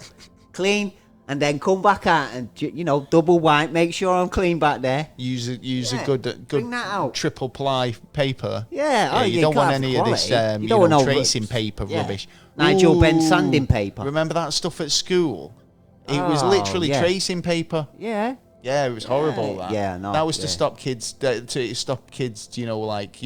around in the toilets too long. It's like, what are you doing in there? It's like, I'm actually having a shit. Yeah. And it's like, no, you're not. Yeah. Nobody on earth has a shit in the toilet in school with this chasing paper stuff. Oh no, it's nasty. 1980s you have to carry style. your own in. Yeah. But then these go days, home. Yeah. Well, or maybe shove a dryer in there. For after you've had a squirt. What? After you've had a squirt on the clean on the bum. They have an air dryer underneath. So, man has been jailed, as judge claims. He was out there dazzling rabbits. He'd actually gone back to claim some of his ill-gotten gains, apparently. Okay. So back to this. Yeah. So he's gone out there. I think this is a guy called Carl Humphreys. He's 38. He was caught retrieving a big drug stash from a ditch in a remote area. Yeah. So the police have rolled in and gone, "Yeah, what you doing out here in the middle of the night?" And he's gone, "Oh, I'm just out here, dazzling rabbits." Yeah, right. Caught him with $58,000 worth or euros worth of drugs. Whoa. Been jailed for 8 years. Whoa. Imagine that. He thought he was just like, thought I'll whip out in the middle of the night, no one will see me. Yeah. Grab it, and then it was like, soz, mate. Ah, man, you got caught red-handed, son. Anything you've seen in the news? Rabbits. Wild camping. Oh, I love a bit of wild camping. Yeah, there's seems to be a lot more people. There's been loads of people going over. It's almost like been a bit of a craze. So I can understand why, it's not as covert as it used to be, where you could get away with going up there because it was just you and nobody else would go for months.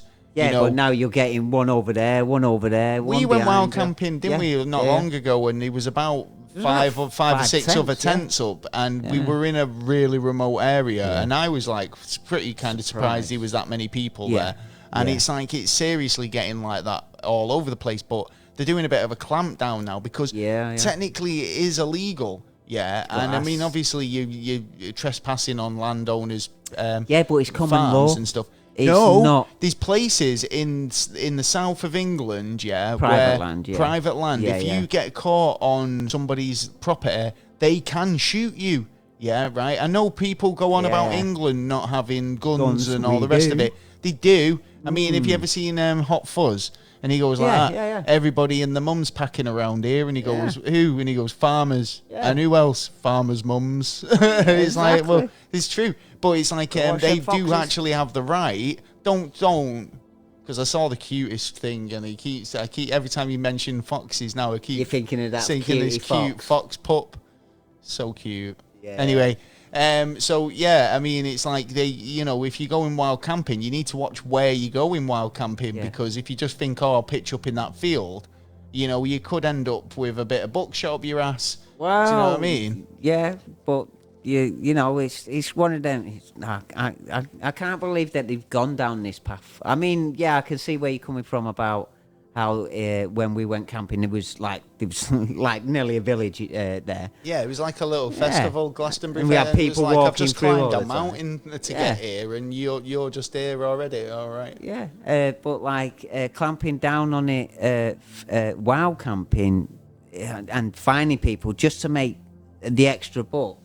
Well, you know what happens there? You open a campsite. If you're going to be charging people to use your land or whatever, then or saying no full stop, then you've got to enforce that because you can't keep an eye on it. And I mean, obviously, people will do it, and you'll end up getting irate with people, and you get sick of it because people are coming on your land every 5 minutes. I totally understand where you're coming from. Yeah. And that's why what you should do, which the law states you should do, is actually go to the landowner first, ask for permission. And if he says no, you shouldn't have any issues. You don't use his land. And exactly. You ask him politely, is there like anywhere coming in your front door local that might be accommodating, and hopefully he'll let you. But obviously it's like... There's a lot of nice farmers out there. Definitely. Who, as long as you don't give them any issues, they shouldn't have an issue with you. Exactly. Look after the land, and the land will look after you. Well said, sir. I found this story about a Tesla driver. Yeah. So he's been arrested for allegedly using his autopilot whilst drunk. So these Teslas, I believe, they do kind of self-drive to an extent, don't they? Yeah, so then there shouldn't be an issue. Because it's driving you home. You're not driving you home. Because it's not to the extent where it can drive you home. It's like cruise control, isn't it? It's like when you get on a motorway and you can take your hands off the wheel, and you're not going to veer off. Yeah. It's to that effect. It's not like you can go home, Jeeves, and an AI robot's going to drive you to the door and go, "You've arrived at your destination." That's what they're after, though. Well, that's the dream, but that's not where we're at now. Yeah, right. You are still in charge of a vehicle. Yes. Yeah. And I do believe even if you are, I do believe there'll be laws coming in that if you are in a self-drive car, even if it was AI'd up, that you wouldn't be under the influence whilst being the man. Because if something goes wrong, bang, you've got to be alert and ready. At the end of the day, it's like, no matter how good your machine is, you still need that human, judgment to know when something's wrong in the real world. And it's like, if you think, shit, I need to slam on, and the AI's not picked up on a sensor or something, Well, you know what? I've solved the answer. I actually know the answer to this. And you know what it is? Get rid of self-driving cars and drive yourself. Stop being a lazy bug. Just walk. Exactly. It's only the only reason why this is they the brought thing. this out. Do you know what? It's the equivalent to the smart toilet we were talking about a minute ago. It's the same shit, isn't it? It's like, you want to make something that you think that we need. Yeah. And it's like it's technology that we were quite happy. I don't do that. Do you know? Every day. I like the idea that people. Muscles. I mean, you forget the idea that people actually like to drive. Yeah, do you know what I mean? Driving. Like, so you get rid of like cars and make them all self-driving, where you just get in and you're carried everywhere. Well, where's the thrill and the wind in your hair? I'd rather get on a open fucking bus. And you know the open road and Route 66 and all that. You know, you're stripping all that away. Exactly. You know, you're making it all way more bland. Yeah. Yeah. And it's Cookie cutter living, man. We don't need that. No. So get rid of them fucking driverless car and get in the car and drive Flying yourself. cars, You'll we'll have a bit of a flying car, but yeah, you know, they're other out. than that- One of them is coming out this year. It's got out on license. What? It will be out. Serious? Yeah. Swedish company, I think it is. Hoverboards? It'd be out. See, hoverboards. Yeah, Well, they say hoverboards is out, but no, they're not. that's not a hoverboard. Exactly. What That's the old. hell? Hoverboard goes like that. Not like, I've got a couple of wheels here to sit on. Just found this. What you found? What have you got? An Oh. embarrassing sex story. This company are willing to pay you $1,500 to pay to share it. To share it? Yeah, we've had the misadventure in the bedroom. We've all had a misadventure in the bedroom. Failure to launch, quick finishes, going soft, throwing a curveball.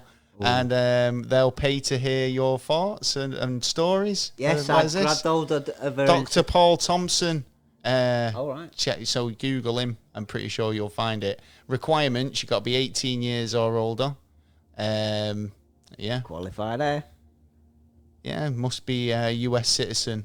Oh, It's damn not it, bad though. I was going to write In a low. fact, there's what's it? There's it's on the Phoenix website, getmyphoenix.com. Get your money from Phoenix. Check it out. If you've got an embarrassing story, there's a submission form there, and they're paying. So get on it. The fact is, what? They're going to need your name and number. Tell them you've got a story before you tell them what the story is. Yes. Yeah, because otherwise they'll go, cheers for that, we don't pay you now. Yeah, you exactly. You willingly told me. Get a contract beforehand. Yeah. And there you Don't go. give Don't away say we your don't do free. anything for you. Yeah, we look after you. There's a new Netflix show, called Inside Job. Yeah, Right. and it's basically Netflix have dropped a trailer for it. It's a conspiracy theory animated comedy series. Oh, okay.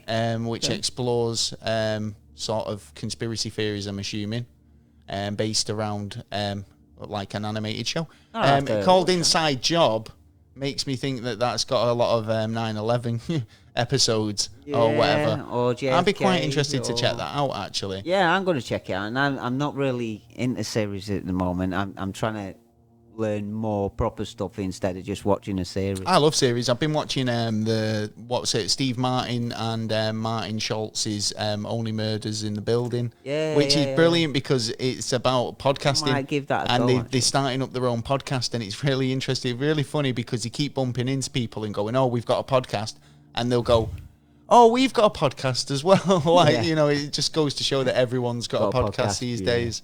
But yeah. It's really good. I think obviously Steve Martin's a genius, and like that show's really good. And he's a murder mystery as well, and he's in there creating a true crime podcast. So yeah, do check it out if you get the chance. Yeah. I've got some NASA news. Have you got any more stories to talk about? Just got NASA now, mate. I've got some NASA news. Did you hear about this alarm that went off talking about problems and smart toilets? Okay. There was a problem on the SpaceX tourist flight, and when an alarm started going off, obviously it'd cause a bit of a panic, wouldn't it? Someone drop her. Someone dropped a deuce. Swede in there. Someone dropped a deuce, man, and it was like, Sharon, come and check this. Sharon, come and check how big this is. Yeah, it's a monster. It's like it's setting alarms off. It's like all of a sudden the ship was weighted. To wait on one side. So it turned out that it was actually the toilet. It turned as it turned off, the Crew Dragon crew realised they weren't in any jeopardy, but it was the onboard toilet that was creating a beep. And a beepy sound. It's one of them backup, isn't it? Yeah. Beep, And actually, the beeping gets faster as your ass approaches the rim. Oh yeah. Well, there's a thing going off about the photos within the capsule. Yeah, because they were taking loads of photos on this, because they were in this little dome. They had a 360-degree panoramic view. Yeah. Yeah, and they were taking photos. Must have been up there for a few 3 hours. days, wasn't it? Taking photos, just doing nothing but taking photos. Oh, yeah. So, I mean, the amount of images that they must have brought back would to have been amazing. show the world. And they're only allowing like one image. Let one out. One image out. Or the rest are not allowed out. Is it like the guy's just not finished editing them yet? He's like, I'll give it a week, mate. I've got to see my mum and do. I'll be one of them. Look at the size of that shit. What the hell? Yeah, it was like I was up there and I took loads of UFO photographs. Yeah. Or I took a photo of the planet and there's no such thing as Africa, Australia. Do you think like NASA or SpaceX would want to vet all the images that they did bring back down? Yeah, because don't forget, they're going to be vetted themselves. They can only let certain things out. If they turn around and went, bang, we got a photo of a UFO. Yeah. Right next to the International Station or something like that, then they'd be closed down. The company, they would lose all the money, all the respect. They would, and it would happen in a short time. No, I think they'd twist it and turn it into bullshit. We've made contact with aliens, like and all the rest of it. Do you know what I mean? It could go that way. It's whoever's at charge at that time. The thing is, they don't want this coming out. Well, but it's getting closer and closer to. Well, they're discovering now that there's actually loads of patents on UFOs that have kind of emerged. So Nikola Tesla had engineered UFO patents for the US Navy. Yeah, and these other kind of UFO blueprints NASA. That have been patented. Yeah. So it makes you think.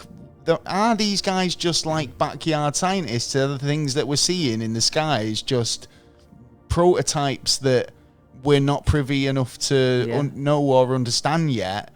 I still, like I said, I think the time traveling UFOs we always see, UFOs we see are time traveling. I've said this so many times, where this is us from the future. We don't interact because we don't get involved in past events, but we're able to witness history as it happens in a magic school bus style.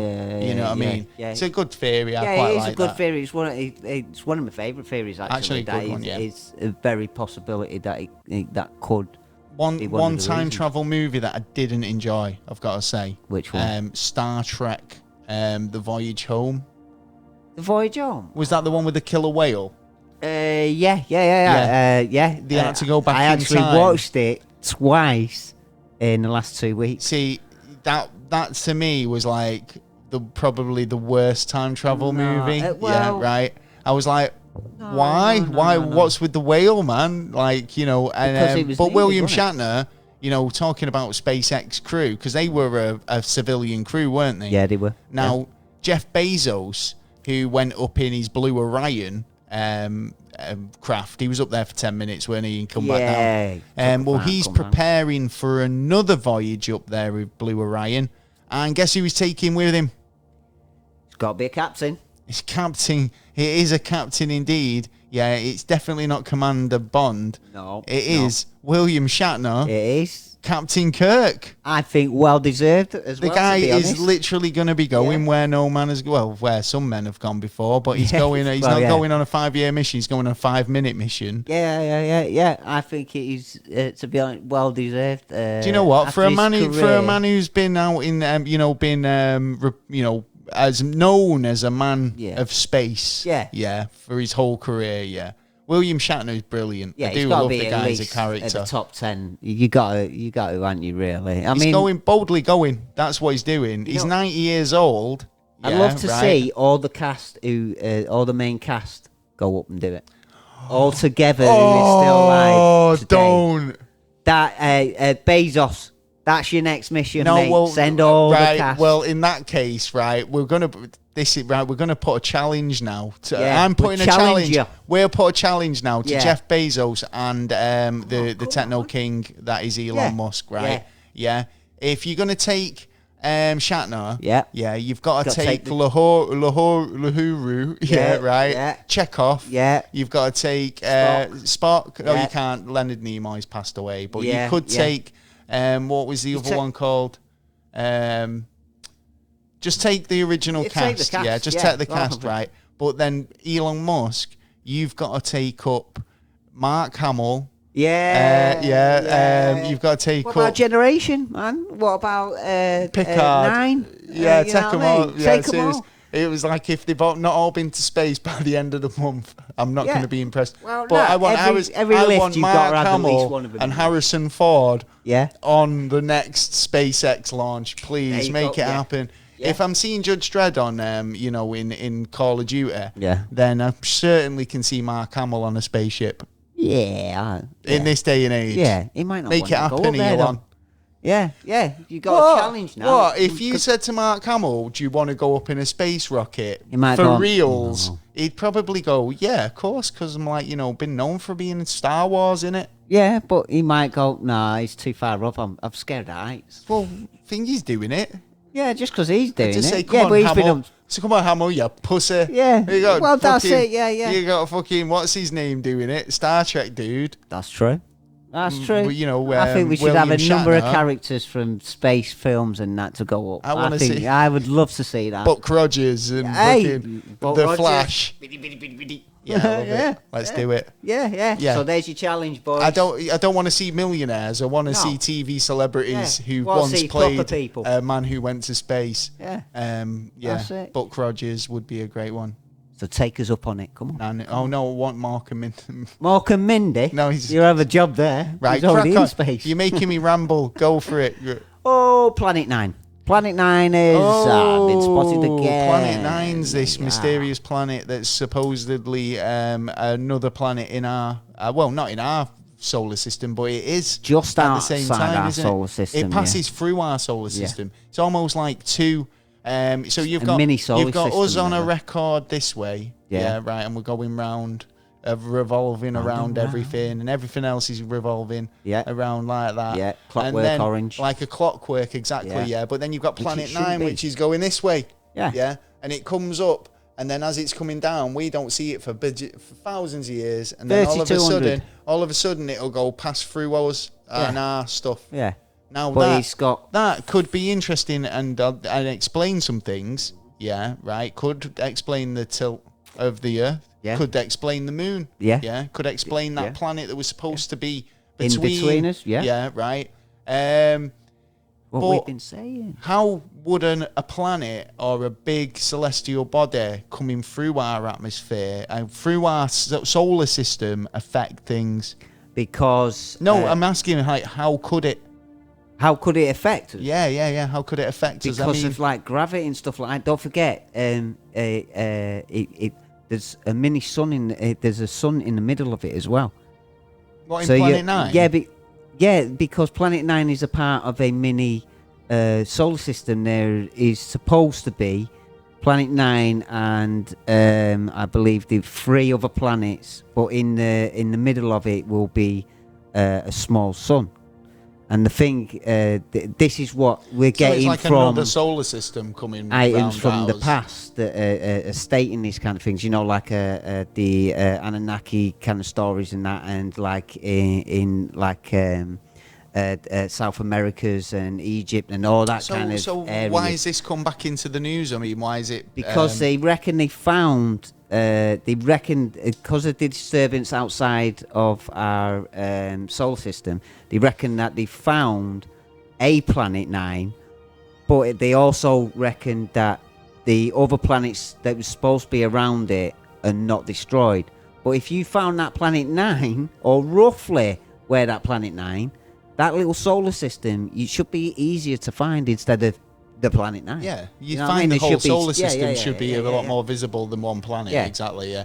But it encounters about But this is the thing, it's like what's going on out there. If it is coming closer or coming into our space, then we'll see it soon enough. Well, yeah, well, this is it. This is why, like, a number of years ago, we were on about Planet 9. We did an episode on Planet 9 as well.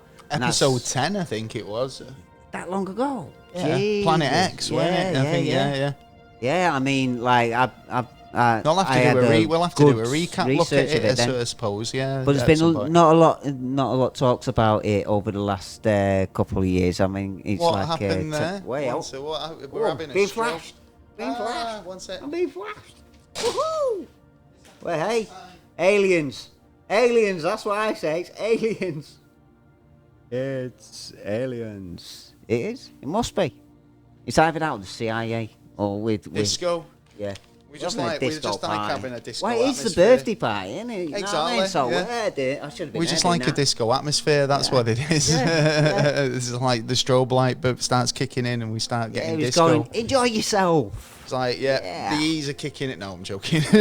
So, but we'll have to go back to it again because I've learnt a bit more of it. But it's gone quiet again on it realistically, and I think there should be more talk about it. What I think it is you are right. Yeah, but I think what it is the cue for the end of the show. Yeah.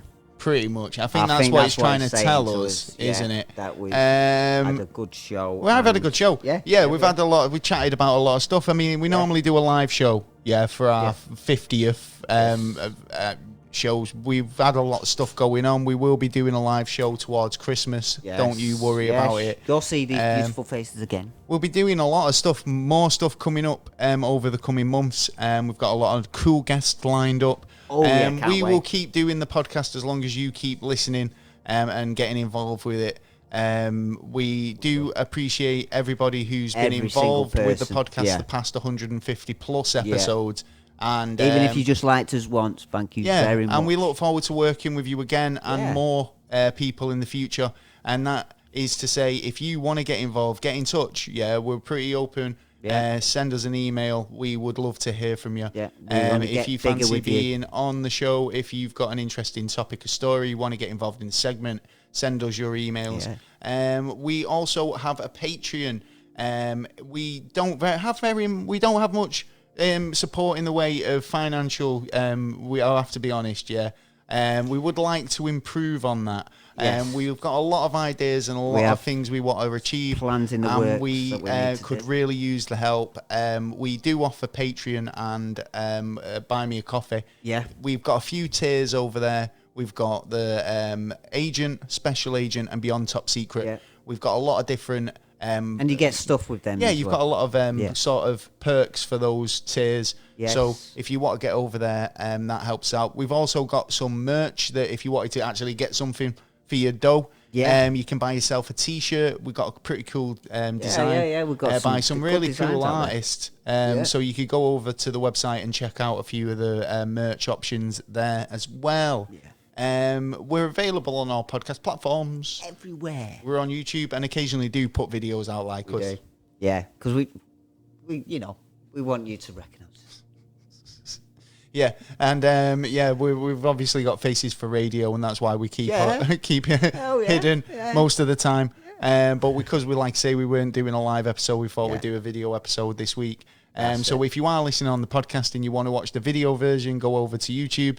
Where it'll be available, also on the website. So that's the end of the show. If you want to get in touch at the website, neverastraightanswer.co.uk, or email us at neverstraightanswer@gmail.com, or hit us up on Twitter at NASA_never, or go over to Instagram where we post loads of different photos, behind the scenes stuff.